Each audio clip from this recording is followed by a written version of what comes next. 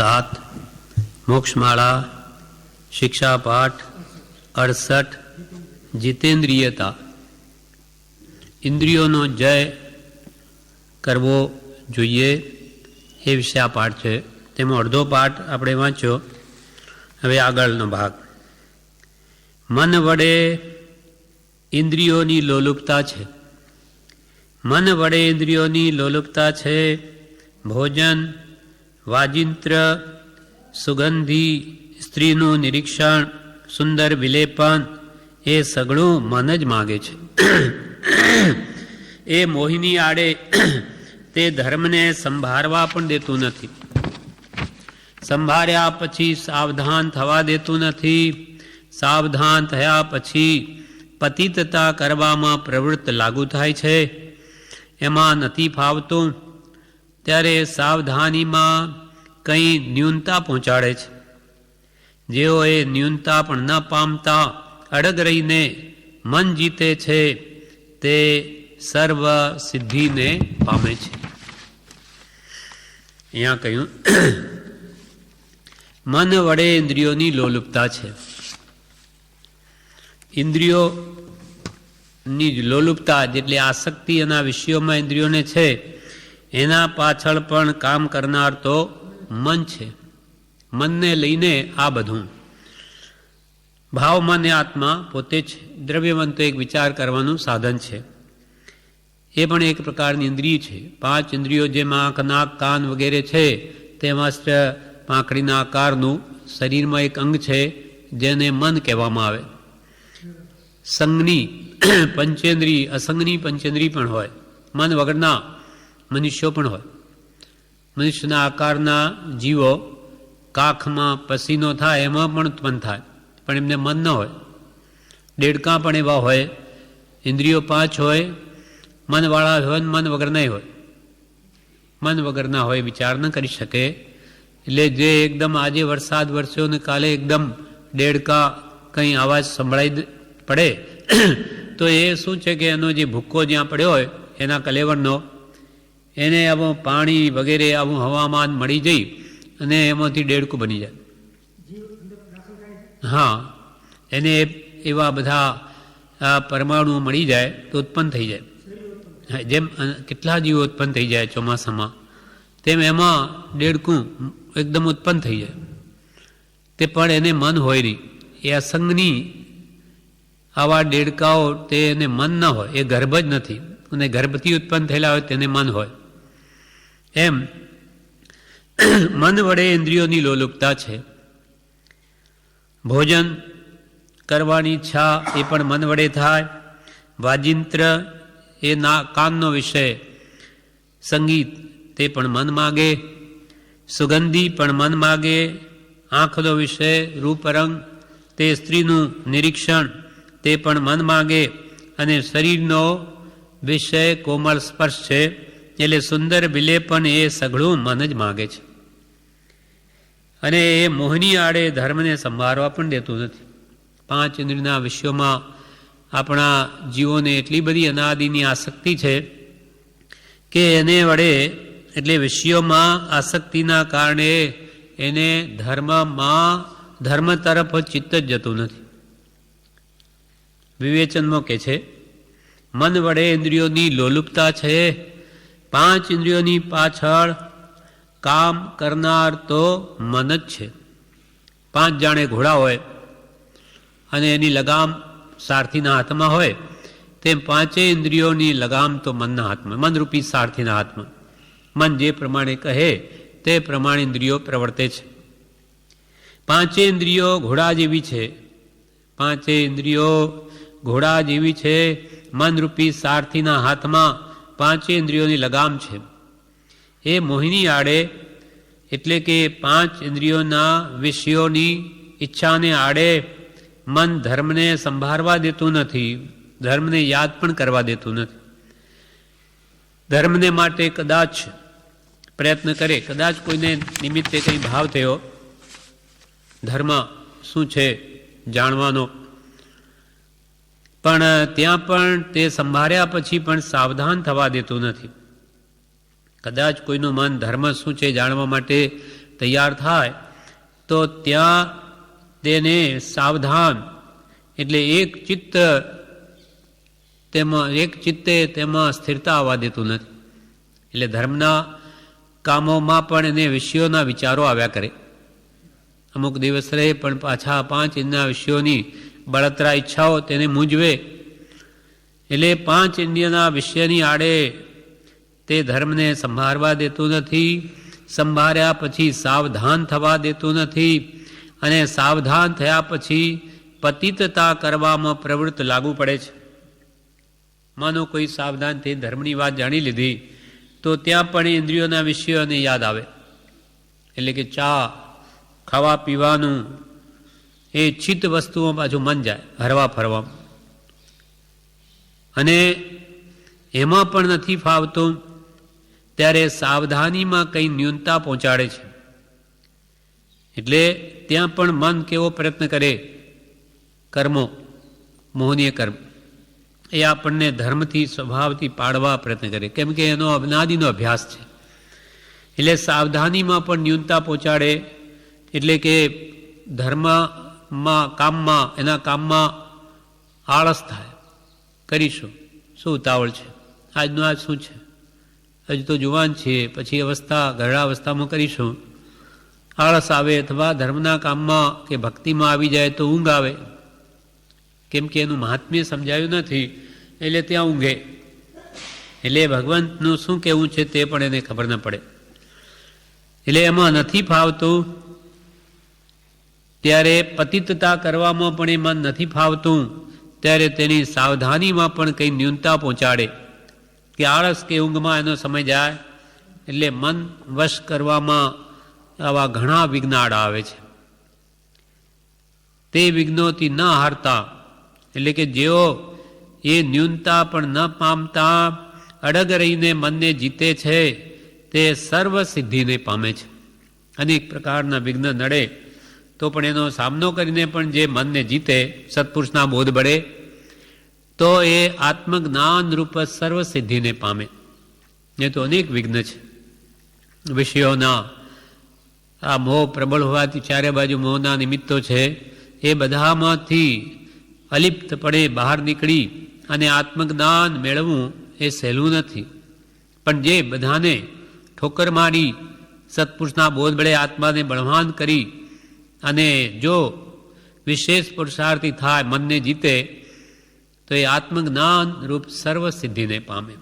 પહેલાં આત્મજ્ઞાન પામે, પછી કાળે કરીને આગળ વધી ક્ષાયિક સંકિત પામે, ફરી આગળ વધી કેવળ જ્ઞાન સુધી પહોંચે, શ્રેણી માંડીને મોક્ષ મેળવી લે. પણ એ મનને જીતે તે જ આ જય મેળવી શકે. આ પાઠ તો જીતેન્દ્રિયતા ઉપર છે, પણ મનને લઈને ઇન્દ્રિયો પ્રવર્તે, તેથી મન વિશે અહીંયા કહ્યું. પાઠ તો છે જીતેન્દ્રિયતાનો, ઇન્દ્રિયોને જીતવી જોઈએ. અને મનનું એટલું વિવેચન કેમ કર્યું? તો કે ઇન્દ્રિયો પણ મનને લીધે પ્રવર્તે. મન જેમ કહે તેમ કરે ઇન્દ્રિયો. એટલે ઇન્દ્રિયો તો મનને વશ છે.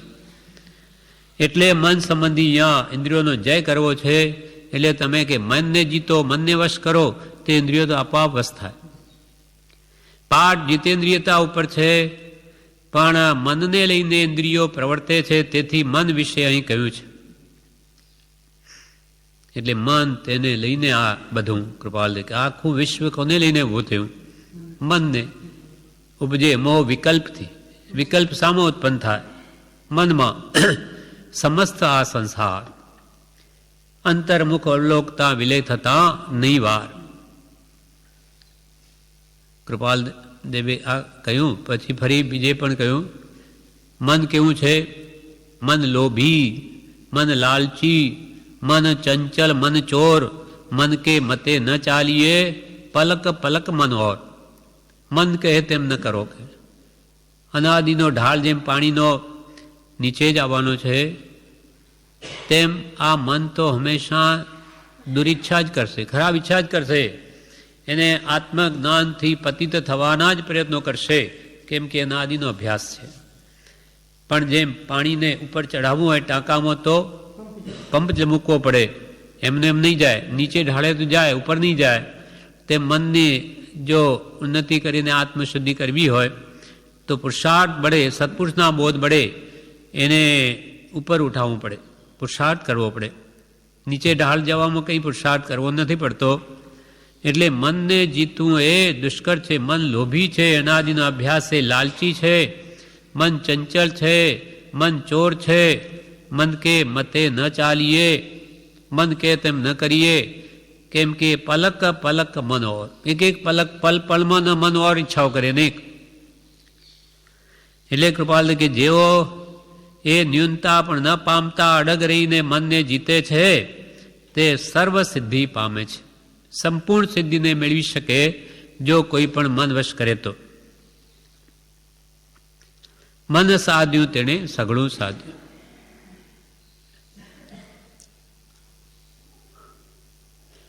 પાઠ જીતેન્દ્રિયતા ઉપર છે, પણ મનને લઈને ઇન્દ્રિય પ્રવર્તે, તેથી મન વિશે અહીંયા આટલું બધું કહ્યું છે. હવે આગળ કૃપાલદેવ મોક્ષમાળામાં કહે છે, અંતિમ પેરેગ્રાફ, મન અકસ્માત કોઈથી જ જીતી શકાય છે. 10 લાખ સુભટને જીતવા કરતાં પણ મન જીતવું દુર્લભ. ચક્રવર્તીઓ 6 ખંડને જીતી લીધા, પણ પોતાના મનને ન જીતી શક્યા.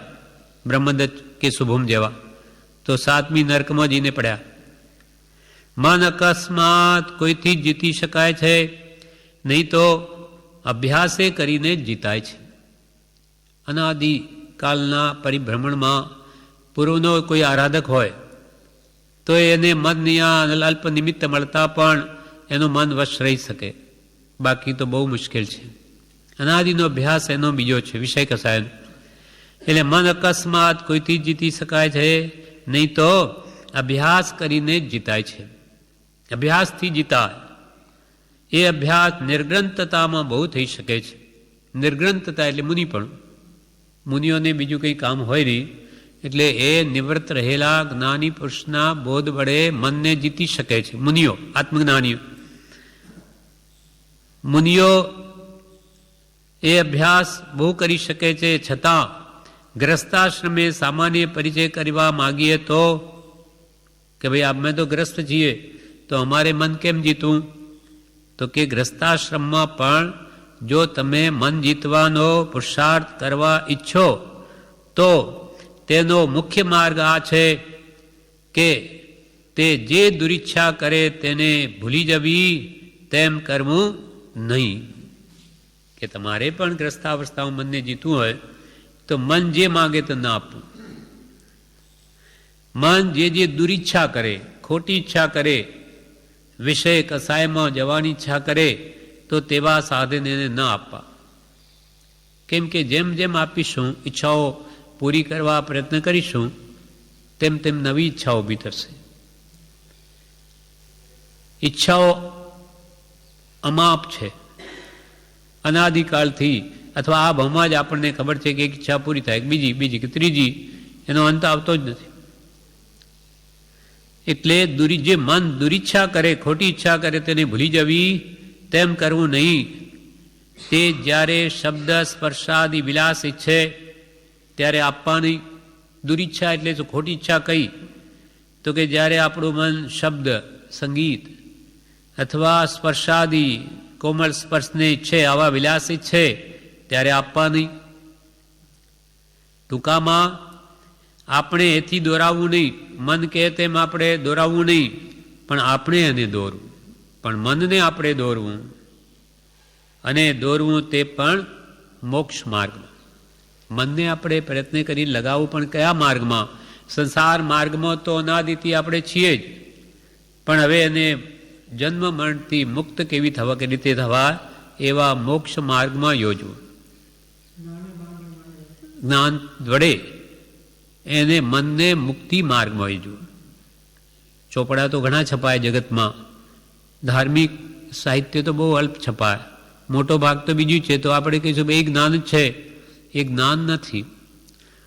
આત્માની ઉન્નતિ જે વડે થાય તે સમ્યક જ્ઞાન. બીજું બધું અજ્ઞાનમાં જ ખપે અથવા કુજ્ઞાન છે, આત્માને મલિન કરે એવું છે. એટલે જે જ્ઞાન વડે આપણો આત્મા ઊંચો આવે, શાંતિ અનુભવે, તે જ જ્ઞાન સાચું. અને દોરવું તે પણ મોક્ષ માર્ગમાં જીતેન્દ્રિયતા વિના, સર્વ પ્રકારની ઉપાધિ ઊભી જ રહી છે. જ્યાં સુધી આપણે ઇન્દ્રિયોનો જય નહીં થાય ત્યાં સુધી સર્વ પ્રકારની ઉપાધિ ઊભી જ રહી છે. આ જગતની બધી ઉપાધિ આપણે જાણીએ કે આ ભાવ પૂરતું જ છે એમ નથી. હજુ રાગ દ્વેષ પર પદાર્થોમાં જેટલા વિશેષ હશે તેટલા જન્મ મરણ જ ઊભા થાય છે. નવા નવા જન્મ લેવા પડશે.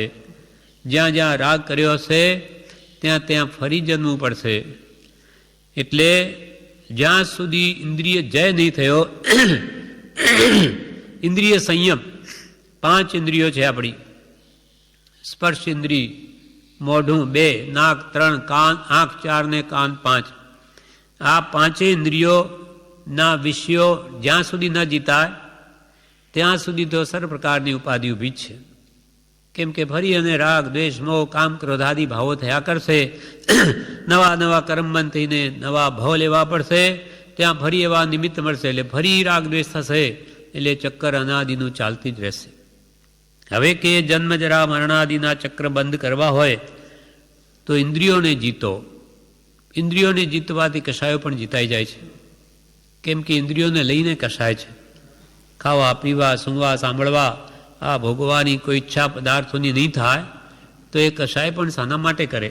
શાના માટે લોભ કશાય કરે? એને શું મેળવવું છે? પણ વિષયોની હાડોહાડ ઈચ્છાઓ પડી છે કે જાણે હું જ ભોગવું બધું મને જ મળી જાય એવી જે ઈચ્છાઓ પડી છે સર્વ ભોગોની, એને લઈને કશાયમાં પ્રવર્તે.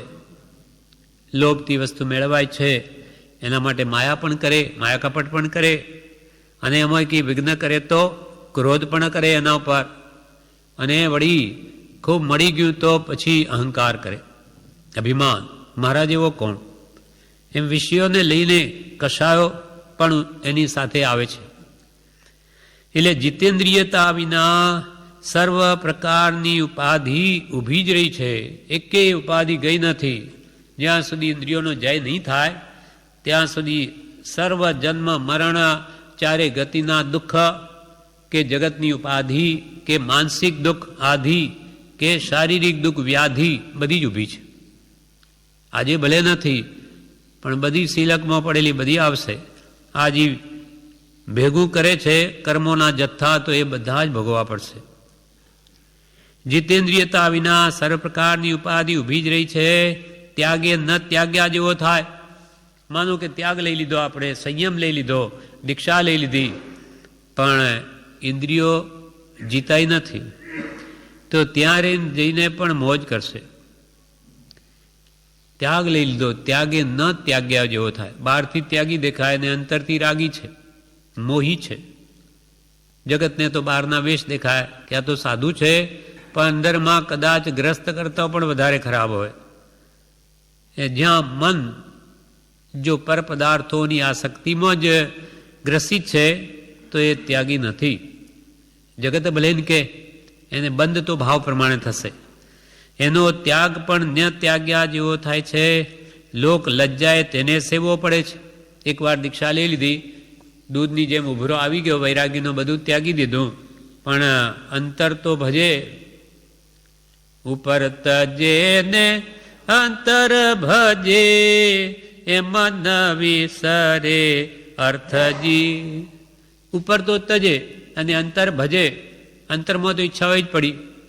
ત્યાં જઈને ઘર છોડીને, પુત્રોને સ્ત્રીને છોડી, અને પ્રભુશ્રીને જેમ કૃપાલદેવે કહ્યું એ ઘર છોડીને કેટલી સ્ત્રીઓ પર નજર રહે છે. એ ઘર છોડી કેટલા શ્રાવકોના ઘર ગળે નાખ્યા. શિષ્ય કે છોકરાઓ પુત્ર છોડીને કેટલા શિષ્યોને પોતાના માન્યા પુત્રની જેમ. તમે શું છોડ્યું? તમે શું ત્યાગ્યું? એક ગયું ને બીજું આવ્યું. રૂપાંતર થયું, બાકી એમાં ખરો ત્યાગ આવ્યો જ નહીં. ખરો ત્યાગ અંતરનો છે. એટલે અંતરથી ખરેખર એ પદાર્થો પ્રત્યે આસક્તિ તૂટે, વૈરાગ્ય બળવાન હોય, કશાયો શમી ગયા હોય તો એ ત્યાં જઈને પણ આત્મારાધના જ કરે. પણ એ બધું થયું જ ન હોય. અહીંયા ત્યાં વેશ પહેરી લીધો એટલે બધું ગયું. પાછો વૈરાગ્ય તો ગયો, પાછા રાગમાં જ આવ્યા. એટલે આવી રીતે જ્યારે ઇન્દ્રિયો ખરેખર જીતી નથી તે ત્યાં જઈને પણ શું કરવાનો? અંતે કરશે અનર્થજી. ત્યાગ નાટકે રે વૈરાગ્ય વિના કરીએ કોટી ઉપાયજી, વણસ્યો રે વર્ણાશ્રમ થકી, અંતે કરશે અનર્થજી, ત્યાગ નાટકે રે વૈરાગ્ય વિના. વૈરાગ્ય વિના સાચો ત્યાગ ટકે જ નહીં. વૈરાગ્ય જ જોઈશે તો એનો ત્યાગ પણ સત્ય કહેવાશે.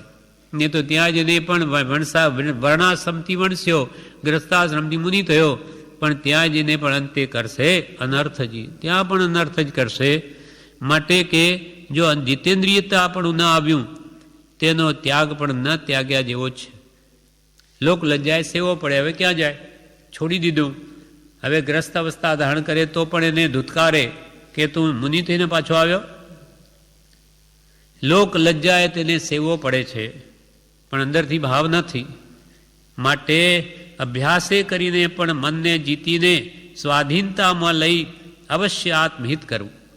માટે કૃપાલદેવ કહે, અભ્યાસે કરીને મન પહેલાં તો પર પદાર્થો પ્રત્યેની આસક્તિ તોડીને કે જગતમાં શું સુખ છે એ બધું જાણીને પછી મનને જીતીને, મનને બરોબર વશ કરી કે આ ઈચ્છાઓ હવે મારે આ ભોગાદી કે સંસારની કોઈ પણ પ્રવૃત્તિ નથી કરવી, એવી સાચી અંતરની ઈચ્છા થઈ જ ત્યાગ લેવો. માટે અભ્યાસે કરીને પણ મનને જીતે, સ્વાધીનતામાં લઈ, મનને જીતીને સ્વાધીનતામાં લઈ એટલે મનને પોતાને વશ કરીને અવશ્ય આત્મહિત કરવું, આત્માનું કલ્યાણ કરવું. એ ક્યારે થાય? મન ઉપર જય મેળવવાથી. મેળવો છે ઇન્દ્રિયો પર જય, પણ ઇન્દ્રિયો તો મનને વશ છે. માટે મનને જીતો તો મન સાધ્યું તેણે સઘળું સાધ્યું. વિવેચનમાં કે છે, મન અક્ષમાત કોઈથી જીતી શકાય છે.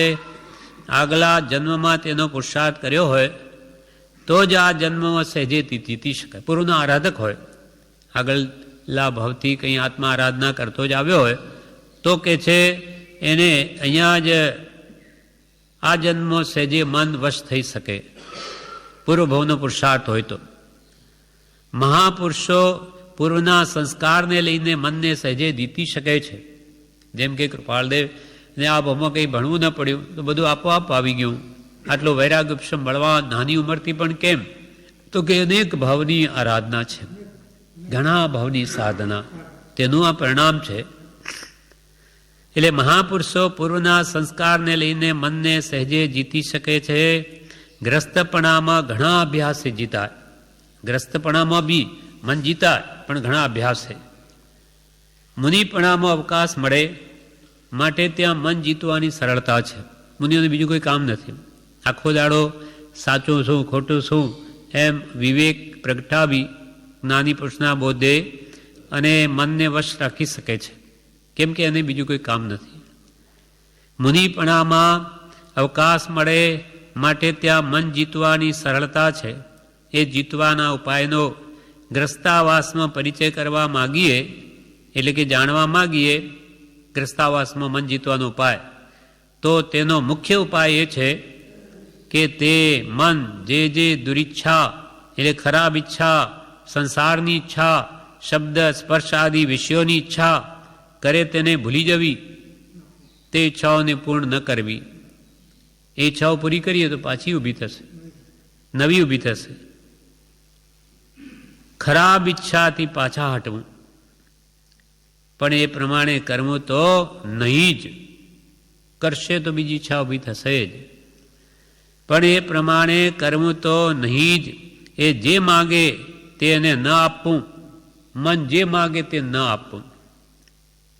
આપણે મનની પાછળ ન દોરાવવું, પણ આપણે ઈચ્છીએ તેમ મનને ચલાવવું. એટલે આત્માનો મોક્ષ કરવો છે તો મનને પણ આત્માના વિચારમાં સ્વાધ્યાય ધ્યાન આદિ મોક્ષ માર્ગમાં દોરવું કે ભાઈ મારે તો આ આત્માનો મોક્ષ કરવો છે અને જન્મ મરણના દુઃખોથી મુક્ત કરવો છે, તો પછી એને આત્માના વિચારમાં લઈ જવું કે ભાઈ આત્માનો મોક્ષ કેવી રીતે થાય, એ આત્માની ઓળખાણ કેમ થાય. કૃપાલે કહ્યું ને, આત્માને ઓળખવો હોય તો આત્માના પરિચય થવું, પર વસ્તુના ત્યાગી થવું. જે વસ્તુની ઓળખાણ કરવી હોય તેના પરિચય થવું. આત્માને મુક્તિ મેળવવી હોય, કરાવી હોય મોક્ષનો, તો પછી આત્માના વિચારમાં આવવું, સ્વાધ્યાય ધ્યાન આદિ મોક્ષ માર્ગમાં દોરવું, સ્વાધ્યાયમાં લઈ જવું. આત્મા આદિ અસ્તિત્વના જે નિરૂપક શાસ્ત્ર પ્રત્યક્ષ સદગુરુ યોગ નહીં ત્યાં આધાર સુપાત્ર. આત્મા આદિ આત્મા છે, નિત્ય છે, કરતા ભોગતા, મોક્ષ મોક્ષનો ઉપાય વગેરે વાતો જે ગ્રંથમાં કહી હોય, આત્મા આદિના અસ્તિત્વતાની નિરૂપક શાસ્ત્ર, એવા નિરૂપણ કરનારા જે શાસ્ત્રો હોય તે ઉપાસવા. આત્મા આદિ અસ્તિત્વના જે નિરૂપક શાસ્ત્ર પ્રત્યક્ષ સદગુરુ યોગની, જ્યાં પ્રત્યક્ષ ગુરુનો યોગ નથી ત્યાં આધાર સુપાત્ર. ત્યાં સુપાત્ર જીવને એ શાસ્ત્રો પરમ આધારરૂપ છે. સુલભ બોધી જીવને. આજે કૃપાલદેવ હાજર નથી તો એના ગ્રંથોથી આપણને હાજરી જેવો અનુભવ થાય કે હો, ભગવાન શું કહેતા હતા પ્રત્યક્ષ જે જાણે. આજે તો આ શાસ્ત્રો એ આપણને આત્માની દ્રઢતા આજે પણ કરાવી શકે. હા, અને એના જ વચનો, આમાં કંઈ ભેળસેળ નહીં.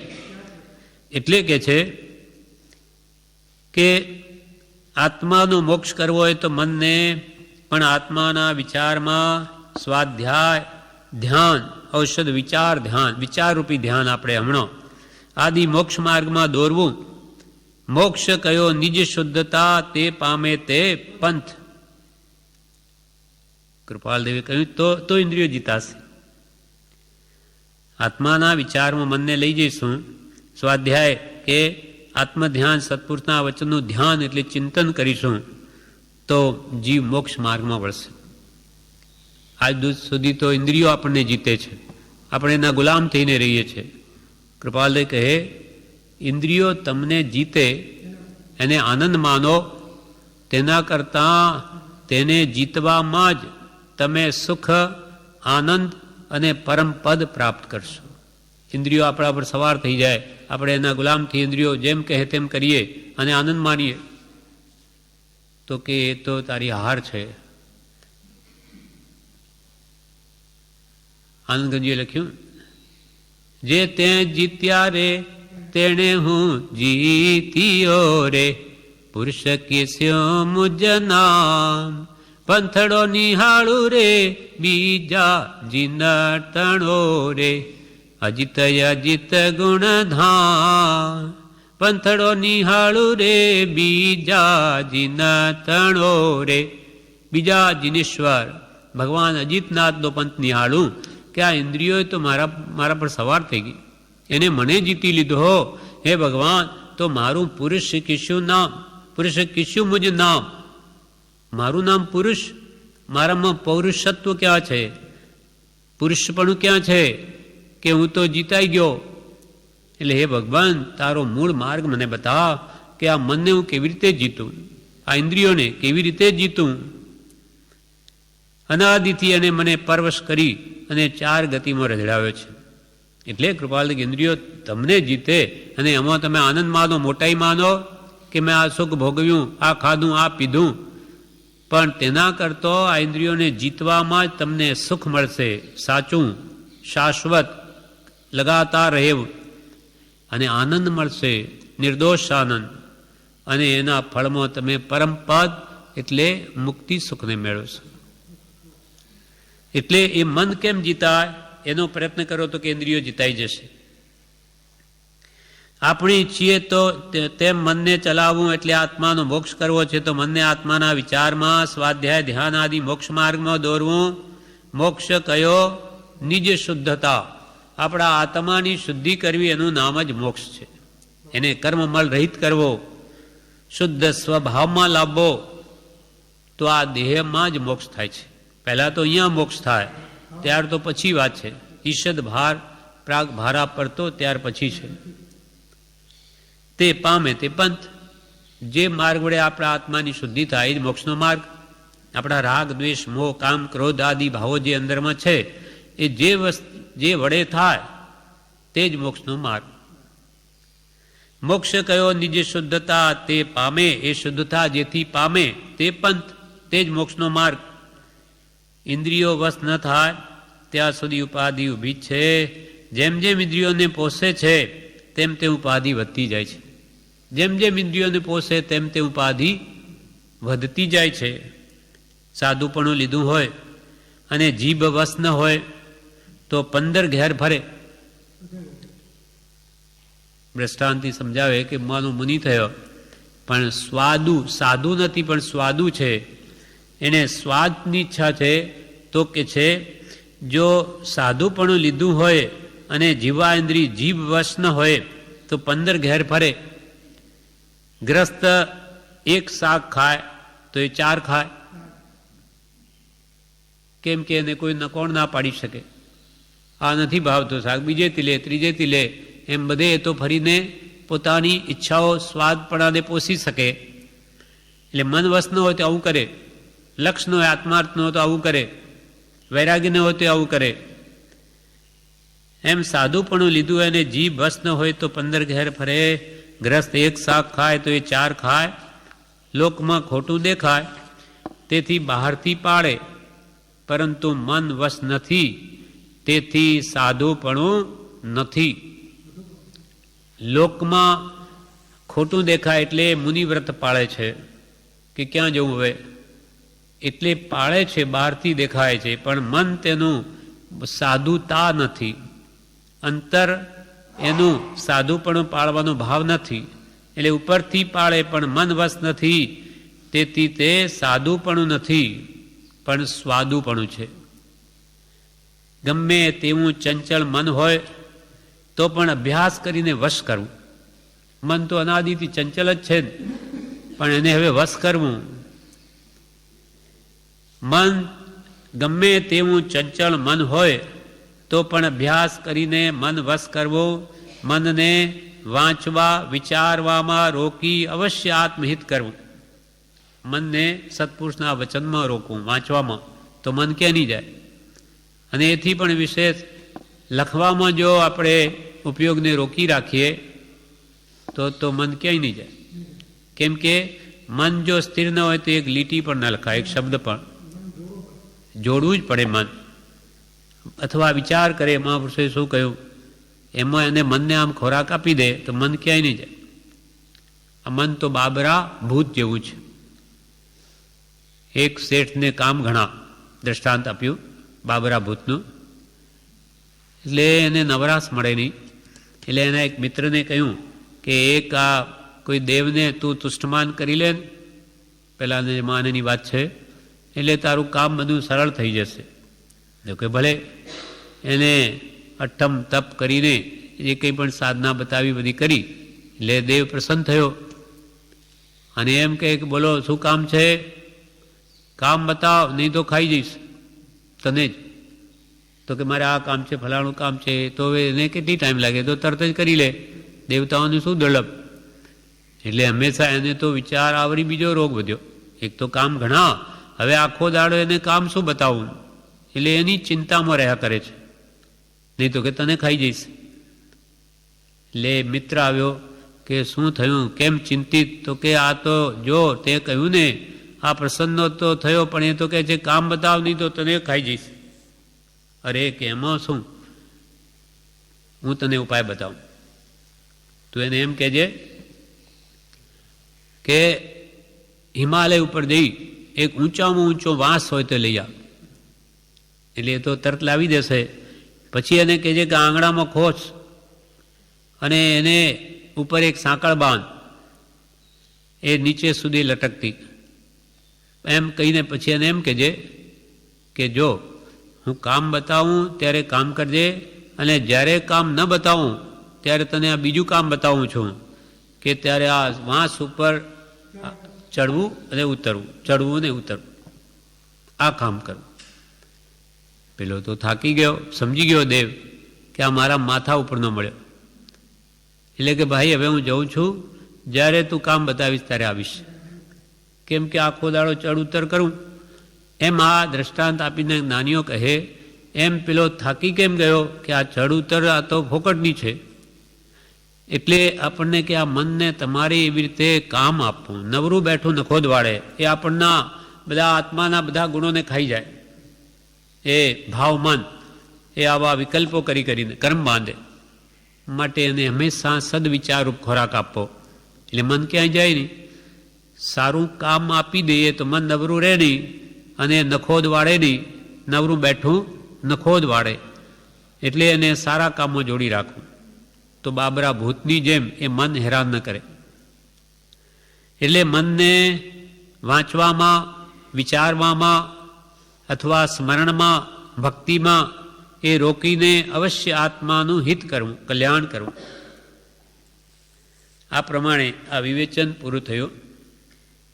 એના પછી પ્રવેશિકામાં એક પાઠ છે કે ભાઈ આ મનને વાંચવા વિચારવામાં રોકી અવશ્ય આત્મિત કરવું. તો તેમાં 61મો પાઠ પ્રવેશિકામાં કયો છે કે સ્વાધ્યાયમાં ચિત્ત કેમ ચોંટતું નથી, આપણું મન સ્વાધ્યાયમાં ચોંટતું કેમ નથી, એ આખો પાઠ છે. શિક્ષા પાઠ 61મો પ્રવેશિકામાં, જે આપણે આવતીકાલે લઈશું. હવે એના વિશે ફરી અનુસંધાનમાં બ્રહ્મચારીજીએ બોધામૃત ભાગ 1માં જણાવ્યું છે, જે આપણે થોડાક લઈએ કે જેથી આપણે મનને કેમ વશ કરવું વગેરે આપણને એનો ઉપાય મળે. બોધામૃત ભાગ 1માં પાનું 298, તેમાં ચારિત્ર ચક્રવર્તી નામનો ગ્રંથ વંચાતો હતો. અહીંયા આશ્રમ શ્રીમદ રાજચંદ્ર આશ્રમ અગાસ ભાદ્રવાવદ નમ સંમત 2009 બ્રહ્મચારીજીની હાજરીમાં. ત્યારે એના ઉપર બ્રહ્મચારીજી બોલ્યા, ઇન્દ્રિયના વિષયોમાં ઇષ્ટ અનિષ્ટ થાય છે ત્યાંથી જ કષાયની શરૂઆત થાય છે. 5 ઇન્દ્રિયના વિષયો, રૂપ રસ ગંધ સ્પર્શ શબ્દ, એમાં આપણને ઇષ્ટ અનિષ્ટ થયા કરે. આ સારું છે, આ ખોટું છે, સારું છે, ખોટું છે, એમ થયા જ કરે. એને ત્યાંથી પછી કષાયની શરૂઆત થાય છે કે આ વસ્તુ સારી છે, મને મળી જાય તો સારું, આ ખરાબ છે, આ મારી પાસે આવી ગઈ, એ કોઈ જતી રહે, લઈ લે, વેચી નાખું તો સારું, એમ કંઈ ને કંઈ ઇષ્ટ રાગ દ્વેષના ભાવો ઇન્દ્રિયના વિષયોમાં થયા જ કરે છે. અને તેને લઈને કષાય ઉદ્ભવે છે અને કષાયથી સંસાર વધે છે. કૃપાલ કે કલ્યાણ શું? કષાય ઘટે એટલું કલ્યાણ. તમારા કષાય ભાવો કેટલા ઘટ્યા, અર્થાત વિષયોમાં કેટલી મંદતા આવી, તેટલું તમારું કલ્યાણ. ઇન્દ્રિયના વિષયોમાં ઇષ્ટ અનિષ્ટ થાય છે ત્યાંથી જ કષાયની શરૂઆત થાય છે. ઇન્દ્રિયો રોકવા માટે મનને મંત્રમાં જોડે તો આડા અવળી જોવા કરવામાં ન જાય. હાલતા ચાલતા પ્રતિ સમયનો સદુપયોગ કરવો હોય તો કે આ 5 ઇન્દ્રિયોને રોકવા માટે મંત્રમાં જોડવી. સહજાત્મ સ્વરૂપ પરમગુરુ, મારું તો આ સ્વરૂપ છે. આવા જો સારા વિચારો મને ન રોકીશ તો એ ખરાબ વિચાર કરશે જ. દાણનો ટોપલો પશુ બળદ આગળ મૂકે તો એ ખાય, પછી ન મૂકો તો વિષ્ટામાં મોઢું ઘાલે.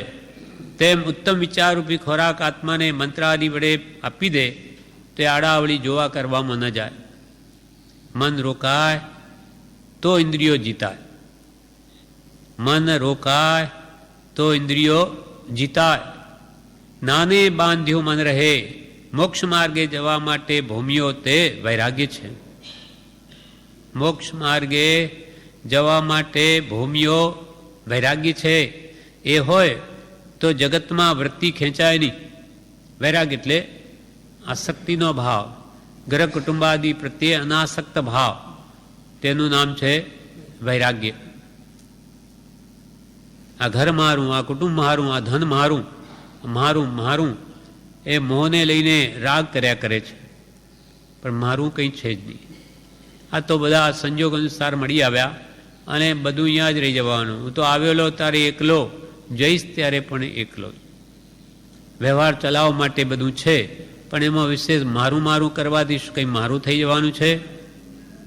મનથી કે તોડી નાખું તો શું મારું ન કહેવું? વ્યવહારથી કહેવાય કે આ ઘર કોનું? મારું. આ પુત્ર કોનો? મારો. પણ અંદરમાં એ જાગૃતિ હોય કે મારો કોનો પુત્ર? કોઈનોય નહીં થઈ શકે. અનુત્પન્ન એવો જીવ છે, તેને પુત્રપણે ગણવો કે ગણાવવાનું ચિત્ત રહેવું એ સૌ જીવની મૂળતા છે. પણ વ્યવહારે પુત્રને પુત્ર જ કહેવાય. પણ અંદરથી કે ભાઈ આ બધા સંજોગ છે, આ ભાવ પૂરતા. બાકી બધા જીવોની સાથે દરેક પ્રકારની સગાઈ થઈ ચૂકી છે. કોઈ જીવની સાથે સંબંધ ન થયા એવું છે જ નહીં અનંતકાળના પરિભ્રમણ. તો બધા સગા છે, કોઈ માતા રૂપે, સ્ત્રી રૂપે, પુત્ર રૂપે, ભાઈ રૂપે, બધા જ રૂપે બધા જીવો સાથે સંબંધ થઈ ચૂક્યો. તો આ ભાવ પૂરતો એમની સાથે છે. એટલે એમાં વિશેષ આસક્તિ શા માટે? આપણે જ્ઞાનીમાં અંતર જ આ છે. જ્ઞાની પુરુષો એ પણ પુત્રને પુત્ર જ કહે, પણ અંદરથી તોડી નાખેલો હોય. મારો આ ક્યાં છે? મારો તો એક આત્મા છે. જહાં દેહ અપની નહીં તહાં ન અપનો કોઈ, ઘર સંપત્તિ પર પ્રગટ હૈ પર હૈ પરિજન લોય. કે આ દૂધ અને પાણીની જેમ એકમેક રહેલું આ શરીર આત્માના પ્રદેશો સાથે એક જ ક્ષેત્રાવગાહી સંબંધ છે. તો એ શરીર પણ મારું નહીં. નાનીઓ એમ માને, આપણે તો બોલીએ એને માને, ખરેખર શરીર પણ મારું નહીં. તો આ પ્રત્યક્ષ જુદા જણાતા એવા સ્ત્રી, પુત્ર, ધનાદિ, ઘર, મકાન, સગા વહાલા એ મારા ક્યાંથી હોઈ શકે? એમ અંદરથી આસક્તિ ન હોય. વ્યવહાર બધો કરતો હોય, માતા પિતાનો વિનય પણ એવી રીતે જ કરવાનો છે બધો, પણ અંદરમાં કે આ બધો સંજોગ છે. એમાં બહુ આસક્તિ કરી અને પોતાના આત્માને દુઃખી કરવો નહીં. રાગદ્વેષના ભાવોમાં જવું નહીં, નહીં તો નવા બંધા. મોક્ષ માર્ગે જવા માટે ભૌમિયો વૈરાગ્ય છે એ હોય તો જગતમાં વૃત્તિ ખેંચાય નહીં. વૃત્તિ એ મનની પરિણતિ છે. વૃત્તિ એ ભાવમાન અથવા આત્મા જ છે. એને ન જાણે તો ભાવ ક્યાંય રહે. જ્ઞાન હોય તો મન આત્મામાં રહે છે. ઇન્દ્રિયો વશ ન થતી હોય અને મારે મોક્ષે જવું છે એમ કરે તો મોક્ષ ન થાય. ઇન્દ્રિયો વશ ન થતી હોય, ઇન્દ્રિયોનો જય થઈ શકતો ન હોય અને મારે તો મોક્ષે જવું છે. ઇન્દ્રિયો વશ ન થતી હોય અને મારે મોક્ષે જવું છે એમ કરે તો મોક્ષ ન થાય. ઇન્દ્રિયો તો એક એક એવી છે કે તે જીવને નરકે લઈ જાય. ઇન્દ્રિયો તો એક એક એવી છે કે જીવને નરકે લઈ જાય. કાચબો પોતાના અંગોપાંગને ઢાળમાં સંકોચીને રાખે છે, તેથી એને કંઈ બાધા ન થાય. કાચબાની ઢાળ એવી લકડા જેવી મજબૂત હોય, એના પાંચે અંગોને અંદર ઘાલી દે એટલે એને કોઈ બીજું કંઈ બગાડ ન કરી શકે. તેમ આપણે પણ ઇન્દ્રિયોનો સંયમ કરીએ, સંકોચી રાખીએ તો આ જગતના વિષયો કે ઉપાધિ કે દુઃખ એને કંઈ ન કરી શકે. કાચબો પોતાના અંગોપાંગને ઢાળમાં સંકોચી રાખે છે, તેથી એને કંઈ બાધા ન થાય. તેમ જે પુરુષ પાંચ ઇન્દ્રિયોને વિષયોથી સંકોચી લે તેને કર્મબંધન ન થાય. પાંચ ઇન્દ્રિયો છે તે પાંચ તરવારો છે, માથું કાપી નાખે એવી છે. પાંચ ઇન્દ્રિયોમાં વૃત્તિ રહે તેટલી આત્મામાં રહે તો જીવનો મોક્ષ કેમ ન થાય? એટલી બધી આસક્તિ, એટલા બધા ઇન્દ્રિયોને માટે રાત દાડો આપણે પુરુષાર્થ કરીએ ઇન્દ્રિય સુખ મેળવવા. એટલો પુરુષાર્થ જો આત્માને માટે કરે તો કે એનો મોક્ષ કેમ નહીં થાય? અવશ્ય થાય. આ ઇન્દ્રિયોના વિષયો કર્મબંધન કરાવનાર છે. પાંચ ઇન્દ્રિયો તે પાંચ તરવારો છે, માથું કાપી નાખે એવી છે. પાંચ ઇન્દ્રિયોમાં વૃત્તિ રહે તેટલી આત્મામાં રહે તો જીવનો મોક્ષ કેમ ન થાય? અવશ્ય થાય. આત્મામાં વૃત્તિ રહે તો બે ઘડીમાં કેવળ જ્ઞાન થઈ જાય. ઇન્દ્રિયોથી આનંદ મેળવવા જાય પણ એ તો ક્ષણિક છે. ઇન્દ્રિયોથી મને સુખ મળશે એટલે એના માટે મથે કેટલી બધી મહેનત કરી અને માનો કે જીવા ઇન્દ્રિયને પોષવા એને કેટલું બધું ભેગું કરીને રસોઈ બનાવે, વાનગીઓ બનાવે, કેટલી મહેનત કરી. એમાં કેટલા કલાક જાય? પહેલાં તો કમાવીને લાવે કે પૈસા ગમે તે લાવી અને પછી મહેનત કરીને બનાવે કે મેળવે બહારથી પૈસાથી. અને સુખ કેટલું આ જીવ ઉપર એટલું જ. મોઢાની પાસે આવી તોય કંઈ એને સ્વાદ ના આવે, ગળે ઉતરી ગયું. એના માટે કેટલા કલાક મથ્યો. અને એના પહેલાં ભૂખનું દુઃખ જો ન હોય તો ભોજનનો પણ સ્વાદ ના આવે. એટલે ભોજનનો સ્વાદ લેવા માટે પહેલાં ભૂખનું દુઃખ વેઠો, પછી ખાતા સ્વાદ આવી ગયો તો બધું જ ખાઈ જાઉં, તૃપ્તિ ન થાય, એટલે એની તૃષ્ણા ફરી વધી ગઈ. વસ્તુ બહુ સારી છે પણ ખવાય એવી નથી, ભરાઈ ગયું પેટ, સાંજે ખાઈશું. એટલે વૃત્તિ એની સંતોષાય નહીં, હજુ બધી જ રહી. એટલે વસ્તુ મેળવતાય દુઃખ, પહેલાં ભૂખનું દુઃખ, પછી ખાતા પણ એટલી તૃષ્ણા જાણે બધું જ ખાઈ જાઉં, બધું જ ખાઈ જાઉં એવી ઉકળાટ હોય પણ ખાઈ ન શકે.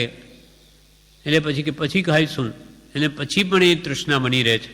એટલે આ બધા ક્ષણિક સુખોથી કોઈ કાળે જીવને તૃપ્તિ ન થાય, એટલે અંતમાં તો એ ઈચ્છાઓ એમની એમ ઊભી રહે છે. પાંચે ઇન્દ્રિયોના વિષયો એવા છે. આ તો એકથી આપણે વાત કરી, બધા જ ઇન્દ્રિયોના વિષયો એવા. જેમ કે જોવાનો વિષય રૂપ રંગ આદિ ટીવી જોતા હોઈએ, જોઈને આનંદ માને પણ થાકે, અંતે બંધ કરો, બસ હવે આંખો દુખવા આવી ગઈ, કંટાળો આવી ગયો, બસ કાલે જોઈશું. પણ એ જોઈને જે ઈચ્છાઓ એના અંદર ઉત્પન્ન થઈ, એ રાગના દ્રશ્યો જોઈને આવું આપણે ક્યારે થશે, ઈચ્છાઓએ ઘર કરી લીધો. હવે એના માટે આખો આખી જિંદગી મથે, આવા બંગલા, ગાડી વગેરે વગેરે મળવું તો પુણ્યને આધીન છે, ન પણ મળે પણ ઈચ્છાઓ કરી કરીને દુઃખી થયા કરે. એટલે અહીંયા કે છે ઇન્દ્રિયોમાંથી આનંદ મેળવવા જાય પણ એ તો ક્ષણિક છે. ઇન્દ્રિયોના વિષયો નાશવંત અને કર્મ બંધાવનારા છે. ક્ષણિક સુખ માટે જીવો કેટલું બધું કષ્ટ વેઠે છે. ક્ષણિક સુખ માટે જીવો કેટલું બધું કષ્ટ વેઠે છે. નાશવંત વસ્તુઓને માટે મનુષ્ય ભાવ ગુમાવવો નથી, એથી સંતોષ થાય એવું નથી કે ભાઈ આપણે આ ખાઈએ પીએ બસ બહુ થઈ ગયું, હવે તો કોઈ કાળે આપણે ખાવું પીવું રહે જ નહીં, તો સમજ્યા આ તો હમણાં ખાધું, સાંજે પાછા હતા તેવા ન તેવા. એમ પાંચેન્દ્રિયના વિષયોનો વિચાર કરીએ તો બધામાં એવું જ છે. એથી ઇન્દ્રિયોના વિષયોથી જીવને સંતોષ થાય એવું નથી. જ્યારે આત્માનું સુખ અનુભવાય ત્યારે આ ઇન્દ્રિયોના સુખ તો એને ઝેર જેવા લાગે. નાની પુરુષોની ઇન્દ્રિયોના સુખ ઝેર જેવા લાગે, કેમ કે આત્માનું સુખ એથી અનંત ગણું છે. એ અનુભવાઈ ગયું એટલે એને ઇન્દ્રિયોના સુખ તે ઝેર જેવા લાગે, કેમ કે આત્માથી સૌ હીન લાગે. આત્માના નિરાકુળ સુખ આગળ આ બધી આકુળતાવાળા આ ક્ષણિક સુખો તો પ્રત્યક્ષ દુઃખનું જ મૂળ છે. આત્માથી સૌ હીન એમ લાગે. એક જે જંગલમાં રહેનારા મુનિ સુખ ભોગવે છે તેનો અનંતમો ભાગ પણ ઇન્દ્રિયનું સુખ નથી. નાની ભગવંતો આત્મનાની મહાત્માઓ જે આત્માનું સુખ અનુભવે એનો અનંતમો ભાગ પણ ઇન્દ્રનું સુખ નથી. ઇન્દ્ર આપણા જીવન તો વાત કોઈ ગણતરી નહીં. ઇન્દ્ર જે દેવલોકનો રાજા છે એને પણ એવું સુખ નથી. જ્યાં ચક્રવર્તી દુખિયા ત્યાં સુખ સુરંકાદિને. જ્યાં ચક્રવર્તી દુખિયા ત્યાં સુખ સુરંકાદિને. ચક્રવર્તી આદિ ઇન્દ્રો પણ જ્યાં દુખી આ સંસારમાં ઇન્દ્રના હૃદયમાં પ્રવેશ કર્યો તો તે પણ બિચારો દુખી હતો. હવે ઇન્દ્ર પણ દુખી, ચક્રવર્તીઓ દુખી જે સંસારમાં, તે આપણા જેવા પામરો સુખની આશા રાખે તે સાવ મિથ્યા છે. હા, બધા જ ચક્રવર્તીઓ મોક્ષમાં જાય એવું નથી. હા, ત્રસત સલાકા પુરુષમાં જ મોડે વહેલે જવાના, એ છાપ સંકિતની લાગી ગઈ. પણ જે સંસાર ત્યાગે તે જ ચક્રવર્તી કાં તો મોક્ષે જાય કાં દેવલોકમાં જાય. જે સંસાર છોડે નહીં જીવતા સુધી તો એ મરીને સાતમી નરકે જ જાય, છઠ્ઠીએ નહીં સાતમીએ જ જાય. એવા શુભુમ અને બ્રહ્મદત્ત થયા તે સાતમી નરકે ગયા બે જણા. પણ સગર ચક્રવર્તી કે ભરત ચક્રવર્તી એ બધા મોક્ષગામી હતા એટલે મોક્ષે ગયા. 12 ચક્રવર્તીઓ થાય છે નિયમમાં. 24 તીર્થંકરો, 12 ચક્રવર્તીઓ થાય. એક કોડાકોડી, એક અવસર પીઢીમાં ને પાછા ઉત્સર પીઢીમાં. એટલે અહીંયા કહે છે આત્માથી બધું હીન છે. મુનિઓ જે સુખ ભોગવે તેનો અનંતમો ભાગ પણ ઇન્દ્રનું સુખ નથી. કૃપાલદેવે લખ્યું છે નિશ્ચય કરવા માટે ઇન્દ્રના અંતઃકરણમાં પ્રવેશ કરીએ ચાલો ત્યારે તે ઇન્દ્રની ભવ્યતાથી ભૂલ ખાધી તે પણ પરમ દુઃખી હતો. જળ એ પરવસ્તુ છે, તેના રૂપ રસ ગંધ વર્ણ સ્પર્શને ગ્રહણ કરનાર એવી ઇન્દ્રિયો તે ચોર છે, તેને મન વચન કાયા દ્વારા મુનિ રોકે છે. ઇન્દ્રિયોને પોતાના વિશ્વમાં જવા ન દે, રોકે મુનિઓ. એટલે મનને 5 ઇન્દ્રિયોમાં જવા ન દે, ઇન્દ્રિયો પોષાય તેવા વચન ન બોલે, એવા મોહ ભર્યા વચન ન બોલે કે જે ઇન્દ્રિયોને પોષણ મળે. આ વચનથી, મનથી, વચનથી ને કાયાથી. અને કાયાથી તેવી કોઈ પ્રવૃત્તિ ન કરે કે જેથી ઇન્દ્રિયોને બળ મળે. જેમ સિપાહી ચોરને પકડે તેમ મુનિ ઇન્દ્રિયોને વશ કરે છે.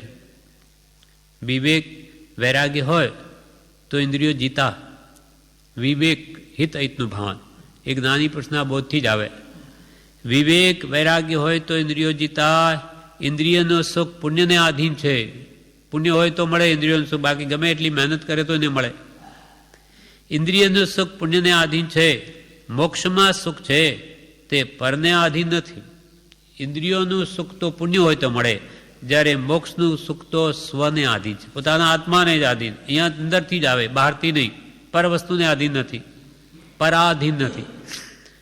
મોક્ષમાં સુખ છે તે પરને આધીન નથી. એકાંત સુખી મુનિ વીતરાગ છે. વીતરાગતામાં જેવું સુખ છે તેવું ક્યાંય નથી. એકાંત સુખી મુનિ વીતરાગ. મુનિ વીતરાગ, રાગ જેનો ગયો એવા મુનિઓ એકાંત સુખી, માત્ર સુખ જ, તેમને દુઃખ છે જ નહીં. રાગ એ આગ જેવો છે. બાકી જ્યાં વિતરાગતા છે ત્યાં તો પરમ શાંતિ છે. ત્યાગમાં શૌર્ય છે, વૈરાગ્યમાં નિર્ભયતા છે. વૈરાગ્યને કોઈ ભય નથી. વૈરાગ્ય મેવા ભયમ ભોગે રોગ ભયમ કુલે ચ્યુતિ ભયમ વિત્તે દ્રપા લાદ ભયમ માને દૈન્ય ભયમ ગુણે ખલ ભયમ કાય કૃતાદાત ભયમ શાસ્ત્રે વાદ ભયમ ગુણે ખલ ભયમ રૂપે તરુણ્યા ભયમ સર્વમ વસ્તુ ભયાન્વિતમ ભુવિ નૃણામ વૈરાગ્ય મેવા અભયમ. જગતની સર્વ વસ્તુઓ ભયવાળી એક વૈરાગ્ય જ અભય છે. એટલે એકાંત સુખી મુનિ વિતરાગ છે. વિતરાગતામાં જેવું સુખ છે તેવું ક્યાંય નથી. સિદ્ધ ભગવાનની જે સુખ છે તે ઉત્કૃષ્ટ છે, અનંત કાળ રહે તેવું છે. ભગવાન સિદ્ધોનું સુખ કેટલા કાળ રહે? અનંત કાળ, અનંત, જેનો કોઈ કાળે અંત ના આવે. સાદી અનંત સુખ, જેની એકવાર આદિ થઈ, સાદી અનંત અનંત સુખમાં લીન જો. ભગવાન શુદ્ધ આત્માઓ સર્વકાળને માટે આત્માનું અનંત સુખ લગાતાર ભોગવે, એમાં કોઈ દિવસ બાધા ના આવે. અબ્યા બાદ સુખ છે, બાધા પીડા રહી. જ્યારે આ ઇન્દ્રિયોનું સુખ તો બાધાઓ કેટલી આવે. ગમે એટલું ધન હોય પણ શરીર સારું ન હોય, ડાયાબિટીસ થઈ ગયો હોય તો કંઈ ખવાય નહીં મિષ્ટાન, અથવા હાર્ટની બીમારી થઈ ગઈ તો ઘી નહીં ખવાય, લુખા રોટલા ખાઓ, ગમે એટલું હોય, આ બાધા આવી ગઈ. એમ કંઈ ને કંઈ આવ્યા જ કરે છે. જગતમાં સર્વ દુઃખી છે. સુખી એકો મુનિ વિતરાગ. વિતરાગી મુનિ જ સુખી છે. આપણામાં જેટલો રાગદ્વેષ ઓછો થશે તેટલા જ સુખી થવાના. નિરાકુળતાનું સુખ અનુભવાશે, બાકી કશાયને આધીન, મોહને આધીન તો જીવ દુઃખી જ થવાનો. પછી બાહ્ય સામગ્રીઓ કંઈ સુખ ધનમાં નથી, સુખ સમજણમાં છે. જેને સાચી સમજણ આવી ગઈ તેની પાસે ધન ઓછું હોય તોય સુખી, અને સાચી સમજણ ન આવી અને એના પાસે ગમે એટલી મિલકત હોય તો પણ દુઃખી. સુખી તો સમજણમાં છે. સમજ સાર સંસાર મેં સમજુ ટાળે, દો સમજ સમજ કર જીવી ગયા અનંતા મોક્ષ. આ પ્રમાણે આ જીતેન્દ્રિયનો પાઠ મોક્ષમાળામાં પૂરો થયો. હવે સ્વાધ્યાયમાં મન કેમ ચોંટતું નથી? કેમ કે વાંચન ને વિચાર કે સ્મરણ વગેરે વગેરે ઉપાયોથી મન વશ કરી શકાય. એટલે ફરી આપણને મન વશ કરવાના ઉપાય આ પાઠમાં બતાવશે, 61મા પાઠમાં પ્રવેશિકામાં, જે આપણે આવતીકાલે લઈશું.